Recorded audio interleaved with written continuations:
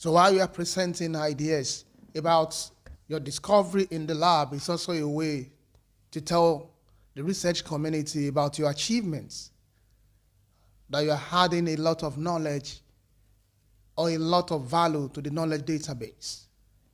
It's also good for the purpose of telling people that extensively what you are doing is not only for one geographical representation or orientation. It cuts across different aspects of life, and people could take advantage of it in different parts of the world. There are people in Africa who are doing interesting research, but they are not writing about it. Even some people that wrote about it, they are not showing it to the world. Most of these ideas are published in predatory journals. No one have access to it. Some lecturers, for the purpose of promotion and achievements, quote and unquote, within their sphere of influence, they just send those papers just to any journal. No impact factor, no impact value, and people cannot cite them. So sometimes academic writing is letting people know that you are working and you are making a very good achievement in terms of the progress that you are trying to make. It's also a means to let your collaborators know that you have what it takes to do well, or a means to negotiate for collaboration. There are different people in part of Africa that want to collaborate, from researchers in the West. But there is something you have to show for what you have been doing. And part of it is, I've published an article in that area, and I know if I collaborate with you, it's going to amplify our voice in that regards. So you need something like that to make a case. And for those of you that will be applying for postgraduate programs, maybe you are done with your PhD and you are looking up to doing postdoc, or you are presently doing PhD and you intend to apply for small fellowships and grants, for the maybe travel fellowship or fellowship to attend workshops and things like that. Part of the way to negotiate is to show what you have done in terms of writing. Sometimes they ask you, how many articles have you published? Okay, do you have what it takes to write at all? And some schools outside Africa, for example, and like Prof. Bruce is going to tell you at Emory, for example, if you are applying to any program there, part of what they are going to ask you is to show an evidence of writing that you can write. Sometimes they ask you to send maybe your master's degree, if it has not been published, thesis to them, just to have a look that you have what it takes to write. And they ask you, what percentage of this did you do on your own? And also they want to confirm if you did not plagiarize, which is a big challenge in academic and research world. So it's one way to really do proper negotiation in terms of what you are interested in or the opportunity you are trying to seek. That's why you need academic writing skill. It will take you far and put you at a vintage position of influence and opportunity. And sometimes it's good to prevent confusions. There are different confusion in the research community. So part of the way to clarify confusions or clarify issues that people have in terms of concept is to write. There are people today that what they do is they look at different opinions that people have put together and they present a completely new perspective. Some make comments. Some look at it and re-engineer a new paradigm. Some re-pattern approach. What are they doing? They are trying to represent what people have done before in a different way. And that is what academic writing is all about. And at this level, and for early career researchers, for graduate students, you need academic writing for all these that I've mentioned. But most importantly, it could be in the area of developing proposals. That's one area of academic writing. If you're applying for a master's degree program, for example, they ask you, send in a proposal. PhD, send in a proposal. Small fellowship, small grants. They need something to show. They say develop an idea, send in a proposal. That is why you need academic writing, for the sake of writing good proposals. If your proposal, it's not good, it will be hard for people to evaluate you and give you an access to that opportunity. Then again, it's for the sake of it's for the case of reports or writing reports. People do reports consistently. In my institute, for example, I think every 3 months you have to present a report of the progress you have made as a master's or PhD student. You have to do that. It works that way.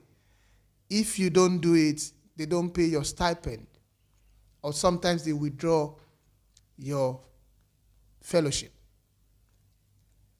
So you need to know how to present a report, and you can't do this without having the knowledge of academic writing.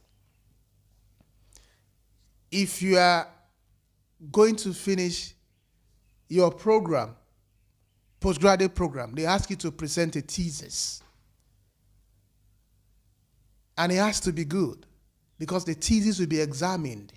It's going to be examined by different people that have expertise in your areas of interest or areas of research. And if it's not good, it means you have to do it again. There are schools that you have to do it all over again. And I know Prof. Bruce will tell you that it's sometimes hard for reviewers to really go through what you have written because it's not clear. And that is the challenge. So part of what I intend to do is to make it clear to you, or clearer to you, so that when you present your report, your thesis, your statement, or your proposal, it's going to make a lot of sense. It's going to give your reviewer goosebumps and say, wow, this is beautiful. Oh, as in this is excellent. Why? Because you've put a lot into it and it's good for what they intend to use it for. And lastly, for publications. I know you know that if you are going to stay in academia, if you are going to make an impact in research community, you have to publish your research data. Sometimes that is what they use to evaluate your progress. There is no grant application you are going to submit without asking you to submit your landmark articles, what you have done, what you have put together in terms of manuscript and publication. This is critical. It is important. And you need a good sense of academic writing for you to produce good manuscripts that will be published in high-impact journals. This is very important. And having that understanding is going to help moderate your consciousness to approach academic writing with all sense of seriousness. How do we look at academic writing? So I want to share a few guides for academic writing. First, it has to make sense. It has to make sense. The moment it doesn't make sense, then it is not meaningful. But if it makes sense, then it makes meaning, or it is meaningful. If it is meaningful, it means people can understand it. Have you read some articles in the past and you ask yourself, what are they talking about here? What is this about? What is this about? What are they saying here? Why? You cannot understand it. Probably the way they presented the article is out of your league of understanding. Probably it's out of the concept you are used to. They've used some terms there that you have to go back and check and read again before you understand it. And it's a challenge. Or the technicality is beyond what you can handle. So if it's not meaningful, we cannot understand it. And the moment we can understand it, it means you are not passing any message across to anybody. You only pass a message if we understood what you wrote. And the moment we can't pick the message, it means you are not communicating. Don't forget that academic writing is being expressive. What are you expressing? Your thoughts. How are you doing it? You are doing it in such a way that is going to make sense. It has to be meaningful. We have to understand it. The message must communicate an impression to us and say, we know what you have done. Okay. And for you to be able to do it like this, or take this essential pipeline in terms of understanding academic writing, it has to be descriptive. Academic writing must be descriptive. It has to be analytical. It has to be persuasive. People should look at it and say, as in, you must be able to evangelize with your academic writing. You are trying to buy people's interests. Like, wow, I never thought about it this way.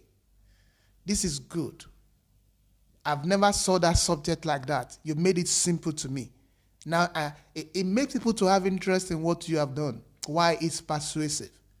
It's so descriptive that people can reproduce it. They can look at what you have done in terms of the protocols you have used, the experimental approach, and they can reproduce it. And one of the key things that validate the beauty of research or the authenticity of research is ability for reproducibility. Okay, then it has to be critical. It has to be critical. You have to make a lot of sense. There must be depth in what you write. You can't approach academic writing on the surface. It doesn't go that way. You should understand that there are a lot of people that know so much about that field, that area of research. There are so much people that know a lot about it. And if you want to get across to them, you have to be critical in the way you present your ideas. You have to balance it up. You can't be controversial. You can't be one-sided. You can't be partial. You can't be biased. You have to make sense. It has to be robust in terms of presentation. And for you to do this well, clarity is essential. It has to be, the moment it's not clear, you haven't done anything. It has to be clear. Clarity, clarity, clarity. No matter how smart you are as a writer, it has to be clear. I'm a coach. At the same time, I'm an editor. I review concepts, business ideas, research ideas, stuff around entrepreneurship. I do all of this. One of the things you look out for is clarity. Sometimes you look at people's business proposals and you ask them, what is your unique proposition identity? It's not there. There's nothing they're talking about. People cannot see it. What is your differentiation factor? It's not there. It's not clear. How do you want to be the mark? They've not done it. So you can't lay hold on all of this. Why? It is not clear. Clarity is important. You look at people's abstract, you look at their introduction, and you can't tell what they are talking about. In being descriptive, in being analytical, in being persuasive, in being critical, you have to be clear. The moment it's not clear, you haven't done your homework well in terms of writing. You have to tell a story. Academic writing is about telling a story. And you have to build your story. You can't be talking about cancer, and everything you are talking about is cancer biology. You are building the story. Paragraph 1, paragraph 2, paragraph 3, paragraph 4, you have jumped to a completely different subject. And paragraph 7, you've moved to cancer again. No, you have to build a story. And the beauty of a story is cohesiveness. Cohesiveness. It has to gel. It has to flow. Reviewers have so many applications to attend to. The moment they can't tell what you are talking about in terms of clarity, they can't see the story you are trying to tell, honestly, they move ahead. They move on to the next application. They move on to the next manuscripts. You need that consciousness. It is important for you to know that. You have to build a story. You are starting from somewhere, and you are taking people through one after the other, and you are getting to a point. You have to tell a story. You can't just write. You have to build a story. And the story must be balanced. The balance of story. It can't be a single story. If you are talking about antimicrobial resistance, the way we approach it in Africa might be a little different from the way it's approached in the West. And people's view in the West might not be the way we deal with it in Africa.